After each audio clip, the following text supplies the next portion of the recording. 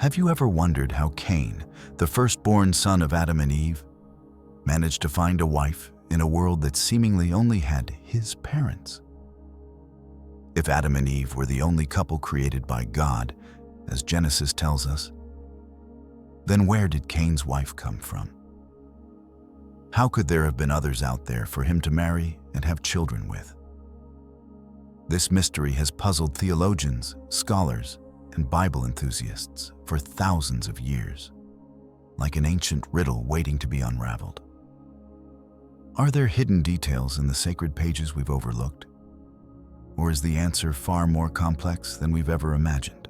As we open the scriptures, surprising clues begin to emerge, like pieces of a grander puzzle coming together. What about the daughters of Adam and Eve? Those unnamed women forgotten in the epic story of humanity's beginning. Why were they left out? And what might their roles reveal about the enigma of Cain's wife? Brace yourself, because this journey will take you into a world of mystery, where the answers might just reshape how you view the history of humankind. But before we dive in, drop the number 888 in the comments if you're eager to uncover the truth. Don't forget to hit that like button and subscribe to our channel to join us in digging deeper into the mysteries of the Bible. Trust me, this journey will take you further than you ever expected. Picture a world untouched by time, free from wars, and without boundaries dividing people. This was the Garden of Eden, where it all began, where life was shaped by the hands of the Creator. According to Genesis 2:7, God took the simplest substance of the earth, dust, and formed Adam, the first human. But Adam was more than a figure of clay. In a sacred moment, God breathed into his nostrils the breath of life. That breath carried spirit, purpose, and identity, transforming lifeless dust into a living being who bore the very image of God. Imagine that moment. Mere dust becoming a person capable of love, thought, and feeling the warmth of the sun or the coolness of Eden's rivers. Yet God saw that solitude was not good for man. In Genesis 2:18, he declared, "It is not good for the man to be alone." In a profound and mysterious act, God caused Adam to fall into a deep sleep, took a rib from his body, and from it crafted Eve, the first woman. Unlike Adam, shaped from the earth, Eve was formed from human bone and flesh, a symbol of the unbreakable bond between them. They were not just a couple, but the embodiment of unity, love, and the first covenant between humanity and God. Genesis 1:28 records God's blessing to them. "Be fruitful and multiply, fill the earth and subdue it." This wasn't just a command. It was a divine invitation to spread life and build a world reflecting the Creator's goodness. But the story didn't stay in Eden's perfection. Adam and Eve, though created in perfection, faced choices that would shape humanity's destiny. After their expulsion from the garden due to sin, they began a new life in a harsher world. They bore children, and the first human family was born. But how could a single couple give rise to an entire world? How could two people lead to billions? Genesis 5:4 offers a vital clue. After Seth was born, Adam lived 800 years and had other sons and daughters. This brief line opens a world of mystery. These unnamed sons and daughters, especially the daughters, hold the key to unraveling the question of Cain's wife. But before we explore that enigma, we must step into the story of two sons who changed the course of human history: Cain and Abel. In a young world, untouched by cities or kingdoms, Cain and Abel, the first sons of Adam and Eve, grew up in the closeness of family. Yet they chose starkly different paths. Cain became a farmer, toiling in the soil, pouring sweat into planting seeds and harvesting crops. His work was tied to the earth, rooted in patience and the strength of his hands. Abel, by contrast, chose the life of a shepherd. He wandered the fields, tending to his flocks, listening to the wind and the call of nature. This difference wasn't just about their occupations, it reflected two distinct ways of engaging with the world and with God. Genesis 4:3-4 tells us that both Cain and Abel brought offerings to God, an act of gratitude, reverence, and a desire to draw near to their Creator. Cain offered the fruit of the ground, the produce of his labor in the fields. Abel, meanwhile, offered the firstborn of his flock and their fat portions, the choicest, most valuable parts of his herd. But then came the unexpected. God had regard for Abel and his offering, but for Cain and his offering, he had no regard. Genesis 4:4-5. Why? Was God showing favoritism, or was there something deeper behind this acceptance and rejection? Many theologians and ancient traditions, such as the Jewish Midrash, suggest the difference lay not in the offerings themselves, fruit versus livestock, but in the heart of the giver. Abel chose the firstborn of his flock, the very best, and offered it with reverence, devotion, and love. His gift was more than material. It was a symbol of a heart fully surrendered to God. Cain, on the other hand, seemed to offer his gift half-heartedly, perhaps giving only ordinary produce, not the finest of his harvest. Some traditions, like the writings of Philo of Alexandria, hint that Cain kept the best for himself, offering God what was left. Though the Bible doesn't specify, the message is profound. God doesn't just look at what we offer, but at the intent and heart behind it. Consider this. In our own lives, are we offering God our best, our time, talents, and faith, or just the leftovers after we've kept the best for ourselves? The story of Cain and Abel isn't just an ancient tale. It's a living reminder of what true worship means. Are we like Abel, giving with a devoted heart, or like Cain, acting out of mere obligation? This question, relevant in their time, echoes to us today, urging us to look within. The rejection of Cain's offering ignited a storm within him. Genesis 4:5 notes that Cain was very angry and his face fell. Jealousy, shame, and the sting of rejection gnawed at his soul, like a smoldering fire ready to erupt. In his infinite mercy, God saw this turmoil and offered a warning full of meaning. If you do well, will you not be accepted? And if you do not do well, sin is crouching at the door. Its desire is contrary to you, but you must rule over it. Genesis 4:6-7. These words were not just a warning, but an opportunity for Cain to confront the darkness in his heart, to choose repentance and healing. But Cain did not listen. Instead of seeking forgiveness or trying to understand God's will, Cain let jealousy guide him. In a fateful moment, he invited Abel to the fields, perhaps with a friendly tone, as if for a brotherly chat. But far from their parents' eyes, far from God's presence, an irreversible tragedy unfolded. Genesis 4:8 recounts that Cain attacked and killed Abel. The soil, once yielding bountiful crops for Cain, now soaked up his brother's blood. Imagine the weight of that moment. A young world, untouched by death, suddenly stained with blood. Abel's laughter, his calls to his flock, were replaced by the chilling silence of death. But Abel's blood did not stay silent. Genesis 4:10 records God's words, "What have you done? The voice of your brother's blood is crying to me from the ground." God's question wasn't because he didn't know. It was an invitation for Cain to confess, to face the horrific truth of his actions. But instead of repentance, Cain responded with cold defiance. "I do not know. Am I my brother's keeper?" Genesis 4:9. These words weren't just a denial of responsibility. They were a rejection of brotherly love, a refusal of the sacred bond of the first family. They revealed a hardened heart, unwilling to bear the weight of his actions. The consequences came swiftly and severely. God declared that the ground, once Cain's source of life, would now resist him. When you work the ground, it shall no longer yield to you its strength.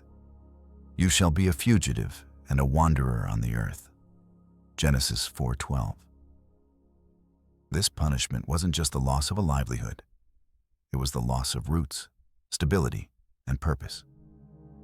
Yet, astonishingly, despite Cain's grave sin, God granted him a mark of protection. Genesis 4:15 states, "Whoever kills Cain, vengeance shall be taken on him sevenfold." God placed a mark on Cain, a mystery the Bible doesn't fully describe. Some traditions, like the Talmud, suggest it might have been a physical mark, such as a scar or tattoo. Others, like the writings of Origen, an early Christian theologian, propose it was a supernatural sign, a divine warning to protect Cain from retribution. What was this mark? A symbol of punishment or an act of mercy? Was God giving Cain a chance to live and reflect on his sin? Or simply preventing a cycle of violence? Cain's punishment leads us to one of the most debated questions in this story. If only Adam, Eve, Cain, and Abel, now dead, existed, who was Cain afraid of when he cried out, "Whoever finds me will kill me"? Genesis 4:14. This plea doesn't just reveal fear. It implies Cain believed there were others out there who might seek vengeance for Abel's death. But if Adam and Eve were the only couple, who were these others? How could a world with just one family instill such fear in Cain? This question has sparked centuries of debate, from biblical scholars to history enthusiasts. The most widely accepted theory, supported by many theologians, is that Adam and Eve had many other children besides Cain, Abel, and Seth. Genesis 5:4 confirms that after Seth was born, Adam lived 800 years and had other sons and daughters. With such long lifespans, Adam and Eve's family could have grown significantly, with dozens or even hundreds of descendants in the early generations. If so, Cain might have feared his own kin, siblings or nieces and nephews, who knew of his crime and might seek to avenge Abel. Some Jewish traditions, like those in Genesis Rabbah, suggest Adam's family had already spread to nearby regions, forming small communities that could pose a threat to Cain.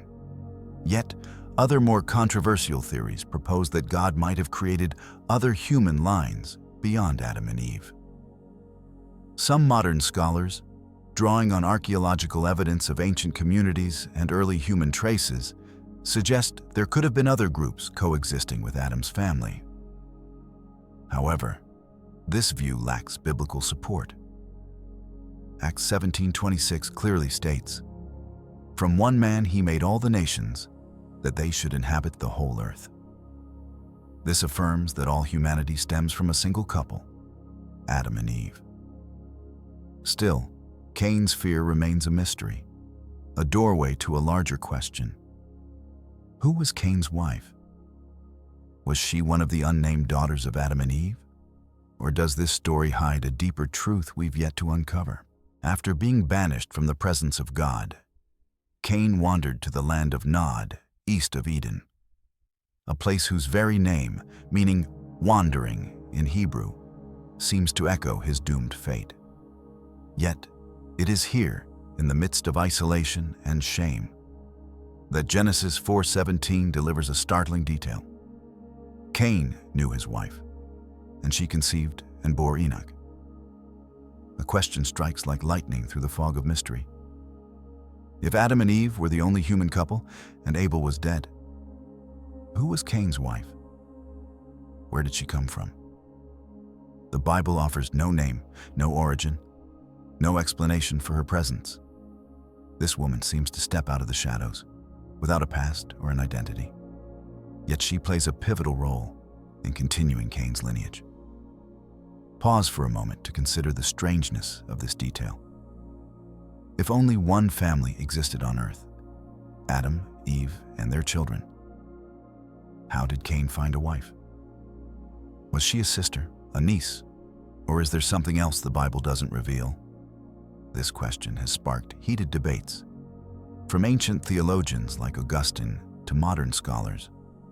The most widely accepted theory, grounded in the biblical text itself, is that Cain's wife must have been a member of Adam and Eve's family. Genesis 5:4 reveals that, after Seth was born, Adam lived 800 years and had other sons and daughters. With such long lifespans, Adam and Eve could have produced dozens, perhaps even hundreds, of children, forming a small but growing community. According to this view, Cain's wife was likely a sister or niece, born during the long years of Adam and Eve's life. But this raises another challenging question. How did a woman from Cain's own family end up with him in the land of Nod? Did she follow Cain after his exile? Or was she already there, part of a community we know nothing about? Some Jewish traditions, such as those in Genesis Rabbah, suggest that Cain may have left his family with a sister shortly after Abel's murder, taking her as a companion in his life of exile. Yet the Bible remains silent, leaving gaps for speculation and curiosity. It's this very silence that makes the story so compelling, like an ancient puzzle beckoning us to dig deeper into the sacred pages. To seek answers, we must look beyond the canonical Bible to an ancient text known as the Book of Jubilees, sometimes called Little Genesis. Though not part of the official canon of Judaism or most Christian traditions, this text, written around the 2nd century BCE, offers fascinating details about figures overlooked in Genesis. According to Jubilees, Adam and Eve didn't just give birth to Cain, Abel, and Seth. They also had 2 daughters named Awan and Azura. Awan, the text claims, was Cain's wife, the one who accompanied him to Nod and bore Enoch. Azura, meanwhile, is said to have been Seth's wife, carrying forward the righteous lineage after Abel's death. The names of these daughters carry profound meaning, shedding light on their roles in the story. Awan, derived from ancient Hebrew or Phoenician, can mean vice or strength, a name that hints at the complexity of her character. Was Awan a woman burdened by her marriage to the world's first murderer? Or was she a symbol of resilience, a steadfast companion standing by Cain in his days of exile? Similarly, Azura is linked to sky, or lapis lazuli, a deep blue gemstone often associated with holiness and clarity in ancient traditions. Her name seems to reflect her role as a beacon of light, a mother of the righteous line leading to Noah and ultimately to Jesus. While the Book of Jubilees offers compelling details, we must approach it with caution. This text is not recognized as canonical in most Jewish or Christian traditions, and its origins remain a subject of debate. Some scholars, such as those studying the Ethiopian Orthodox Church, where Jubilees is considered canonical, argue that it preserves ancient traditions lost in the Standard Bible. Others, like Protestant theologians, view it as an intriguing but non-authoritative supplement. Yet, even if non-canonical, Jubilees opens a window into the forgotten women who may have played crucial roles in shaping early humanity. Picture Awan standing beside Cain in the desolate land of Nod, carrying their first child. Who was she? A sister, a companion, or a woman with the strength to start anew?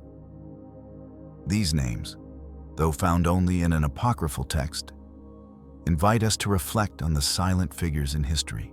The idea that Cain married a sister or niece may unsettle us today, But in the context of the ancient world, it was not only logical, but necessary. Imagine a time when humanity was in its infancy, with only one family on earth. If Adam and Eve were the first couple, as Genesis affirms, their children, including Cain, had no choice but to marry within the family. Genesis 1:28 records God's blessing. Be fruitful and multiply, and fill the earth. To fulfill this command, marriages between siblings or close relatives were an unavoidable reality, as no other communities existed. In those early days, close kin marriage carried none of the moral implications we associate with it today. Modern laws against such unions exist to prevent genetic issues caused by centuries of genetic degradation. But in the beginning, Adam and Eve's genes, created directly by God, are believed to have been pure, free from the mutations or deterioration seen in later generations. Some theologians, like John Calvin in his commentaries, argue that this original perfection allowed such marriages without biological consequences. It was only thousands of years later, as populations grew and genetics weakened, that God instituted laws against close kin marriage through Moses, as recorded in Leviticus 18:6 through 18. The Bible offers other examples of close kin marriages in early times. Abraham, the father of nations, married Sarah, his half-sister, Genesis 20:12. Isaac married Rebekah, a close relative, Genesis 24:15. Jacob married his cousins, Leah and Rachel, Genesis 29. These unions were not seen as immoral, but as part of family traditions to preserve the purity of lineage and faith. In this context, Cain marrying a sister or niece was not an exception, but the norm of the early era. Yet the question lingers: was Cain's wife merely a sister? Or does her story hold something deeper? Was she a woman who carried the strength to help Cain build a new life, or just a faint shadow in his narrative? While the story of Cain and Abel is told with drama and detail, the daughters of Adam and Eve are shrouded in the darkness of silence. Genesis 5:4 briefly mentions that Adam and Eve had other sons and daughters, but not a single name is recorded. Why were these women, who may have played vital roles in continuing life, overlooked? Is this silence a deliberate omission by the Bible, or does it reflect a broader reality about how ancient stories were recorded? In ancient societies, including the time of the patriarchs, narratives often focused on men, especially those who held leadership roles or carried God's covenant. But this doesn't mean women were unimportant. The unnamed daughters of Adam and Eve were mothers, wives, and bearers of life for early humanity. They were the invisible threads connecting generations from the first family to the nations that followed. Some theologians, like Origen in his commentaries, suggest that the Bible's silence about these women is an invitation to seek deeper meaning, to recognize that God often works through those least noticed. The Book of Jubilees, though non-canonical, offers a compelling perspective on these daughters' roles. Awan, believed to be Cain's wife, was more than a companion. She was part of Cain's journey to redefine himself. After his exile, Cain didn't just wander. He built a city named after his son, Enoch, Genesis 4:17. Could Awan have been the one who helped him overcome his shame? Or was she merely a supporting figure in his story? Likewise, Azura, thought to be Seth's wife, became the mother of the righteous lineage, leading to figures like Enosh and Noah. These women, though forgotten in the canonical Bible, may have carried the strength and faith to shape human history. The question remains: why does the Bible stay silent about them? Some scholars, studying ancient Jewish culture, suggest that biblical authors focused on male lineages because they carried the covenant, like Seth leading to Noah and later Abraham. But this silence doesn't diminish the women's value. Instead, it invites reflection. Are there other stories, other legacies, waiting to be uncovered in the Bible's gaps? Could these forgotten daughters be the key to understanding not only Cain's wife, but also how humanity grew from a single family? In the ancient world, where the earth still bore traces of Eden's perfection, humans lived for spans of time that seem unimaginable to us today. Genesis chapter 5 paints a wondrous picture of the pre-flood patriarchs, who lived through centuries as if time itself slowed to make way for their existence. Adam, the first man, lived to be 930 years old, Genesis 5:5. Imagine 930 years of watching the sun rise and set, witnessing generations of descendants come into being, and carrying the memory of a once perfect world now marked by sin. Seth, Adam's son, lived 912 years, Genesis 5:8. Enosh, Adam's grandson, reached 905 years, Genesis 5:11. And most remarkable of all was Methuselah, who holds the record at 969 years, Genesis 5:27, becoming an enduring symbol of longevity in human history. These numbers are more than historical details. They're a window into a different era, where the boundary between humanity and the divine seemed closer. But why did people back then live so long? What allowed them to endure nearly a millennium, when today a single century is rare? One theory, proposed by theologians like Augustine in his work City of God, suggests that the pre-flood earth was closer to its original perfect state. Pure air, stable climates, and the absence of harmful elements may have shielded the human body from rapid aging. Some modern studies, though not directly tied to the Bible, hint that an ideal environment with minimal radiation or pollution could extend animal lifespans, potentially applying to early humans as well. Another explanation, put forward by commentators like John Calvin, points to the pristine genetics of the first humans. Created directly by God, Adam and Eve possessed a perfect genetic makeup, untainted by the mutations or degeneration that accumulate over generations. Their earliest descendants, like Cain, Seth, and those who followed, likely inherited this resilience, enabling them to live far longer than we do today. But perhaps the deepest reason lies in God's purpose. Some theologians, such as Origen in his writings, argue that these long lifespans were part of God's plan, giving humanity time to lay the foundation for future generations, passing down stories of Eden and God's covenant before the world grew more complex. But what changed? In Genesis 6:3, just before the great flood, God declared, "My spirit shall not abide in man forever, for he is flesh. His days shall be 120 years." This statement marked a turning point. After the flood, human lifespans began to decline. Noah, who survived the deluge, lived to 950 years, Genesis 9:29. But his descendants saw shorter lives. Abraham reached 175 years, Genesis 25:7. Isaac, 180 years, Genesis 35:28.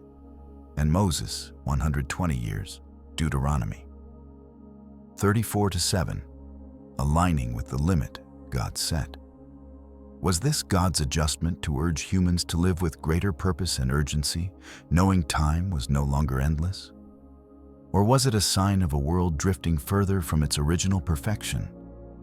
These questions invite us to reflect not only on the past, but on how we use our own time today. The story of Cain and Seth is not just a family history. It's a symbol of two spiritual paths that shaped humanity's destiny. After killing Abel, Cain was banished, carrying both the weight of his sin and the mark of God's mercy. In the land of Nod, he didn't merely survive. He built a new life.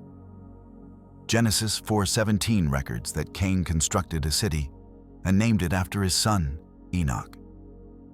This is a stunning moment. A cursed wanderer became the founder of a community, marking the dawn of organized society. Cain's lineage, as detailed in Genesis 4:20-22, went on to innovate with remarkable achievements. Jabal, the ancestor of those who raise livestock and live in tents. Jubal, the creator of musical instruments like the harp and flute. And Tubal-Cain, a pioneer in forging bronze and iron tools. These accomplishments show that Cain's line didn't just endure, it thrived in culture and technology. Yet, Cain's lineage also bore the mark of estrangement from God. A notable figure, Lamech, a descendant of Cain, boasted of killing a man and claimed vengeance 77-fold. Genesis 4:24, a stark contrast to Jesus' later call for forgiveness, 70 times 7. Matthew 18:22. Despite their creativity, Cain's line seemed to follow a path of self-reliance, drifting from God's covenant. Were their achievements an attempt to overcome Cain's curse, or merely a way to mask the spiritual void within them? In contrast, the lineage of Seth, the son God gave Eve to replace Abel, Genesis 4:25, represents the path of righteousness and worship. Seth became the bearer of faith's flame, guiding humanity back to God after the tragedy of Cain and Abel.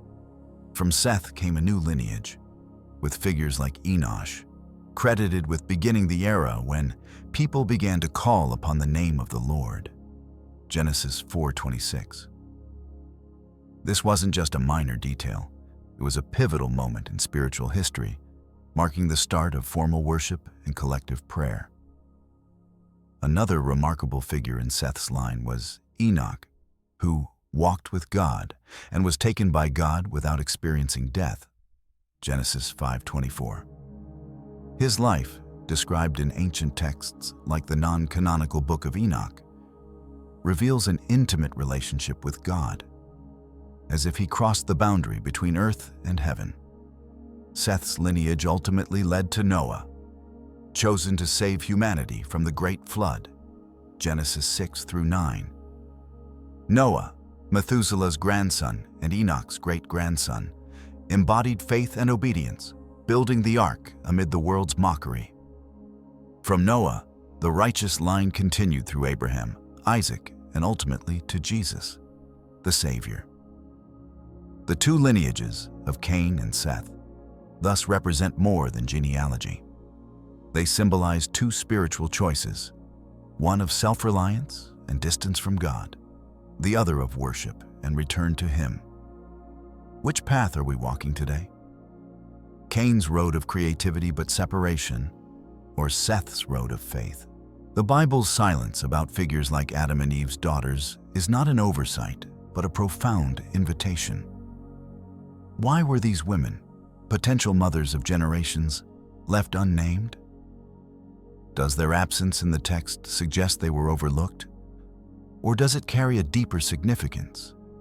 Some theologians, like Philo of Alexandria in his commentaries, suggest the Bible focuses on male figures because they carried the primary role in passing down God's covenant, from Seth to Noah, Abraham, and later Moses. Yet, this doesn't mean women were unimportant. The unnamed daughters like Awan and Azura in the Book of Jubilees may have been silent pillars, keeping the flame of life and faith alive. This silence also reflects the Bible's purpose. As Acts 17:26 emphasizes, God, from one man, made all the nations, that they should inhabit the whole earth. The Bible isn't a comprehensive history book, but a story of covenant, of the relationship between God and humanity. The omitted details, like the names of Adam and Eve's daughters, don't diminish their value. They invite us to seek meaning in the gaps. Some Jewish traditions, like those in Midrash Tanhuma, suggest that unnamed figures still played vital roles in God's plan, like the women who stood behind the patriarchs, nurturing faith and family. Consider this. Could the Bible's silence be God's way of reminding us that not every hero is named? In life, there are those who quietly contribute, unrecorded by history, yet foundational to great things. Adam and Eve's daughters, though forgotten in the text, may have carried the strength to sustain life, nurturing generations that led to Noah and beyond. Their silence is a reminder that God often works through those least noticed. And perhaps we're called to seek out the hidden stories in our own lives. The story of Cain's wife and the forgotten daughters of Adam and Eve is more than a historical mystery. It's an invitation to reflect on our own faith. The Bible, though it doesn't provide every detail, always points us to a greater truth. Faith isn't about knowing all the answers, but trusting God even when the path is unclear. Isaiah 55:8-9 reminds us, "For my thoughts are not your thoughts, neither are your ways my ways. As the heavens are higher than the earth, so are my ways higher than your ways, and my thoughts than your thoughts." Mysteries like Cain's wife or the roles of unnamed daughters aren't obstacles. They're opportunities to seek God more deeply. Imagine standing in the shoes of those in the ancient world. They had no complete Bible, no churches, no clergy to guide them. Yet they lived, loved, and worshipped in a world full of mystery. Awan, mentioned only in the Book of Jubilees, may have been Cain's companion, helping him build a new life amid shame. Azura, the mother of Seth's line, may have nurtured faith in her family, paving the way for figures like Enoch and Noah. These women, though unnamed, show that God works through everyone, whether history records them or not. This story challenges us today. Are we seeking meaning in the unanswered questions? Are we ready to trust God even when we don't know the full story? The mysteries of the Bible, like the identity of Cain's wife or the roles of these forgotten daughters, remind us that faith is a journey, not a destination. As theologian C.S. Lewis once said, "We are not given a complete map, but enough light to take the next step." The story of Cain, Seth, and the silent women of humanity's first family calls us to walk in that light, seeking God through mysteries and answers alike. Now it's your turn to step into this story. Do you believe the Book of Jubilees, though non-canonical, sheds light on forgotten daughters like Awan and Azura? Who was Cain's wife really? A sister, a niece, or a mystery we haven't fully grasped? Share your thoughts in the comments. Your ideas will breathe life into this discussion and help us explore deeper. If the tale of Cain and the silent women of the ancient world has sparked your curiosity, hit that like button. Share this video with friends or anyone who loves Bible mysteries, and subscribe to our channel to catch more journeys like this. Remember, in the walk of faith, sometimes it's the questions that draw us closer to God than the answers. Thank you for joining us, and we'll see you in the next story. May God's light guide your path always.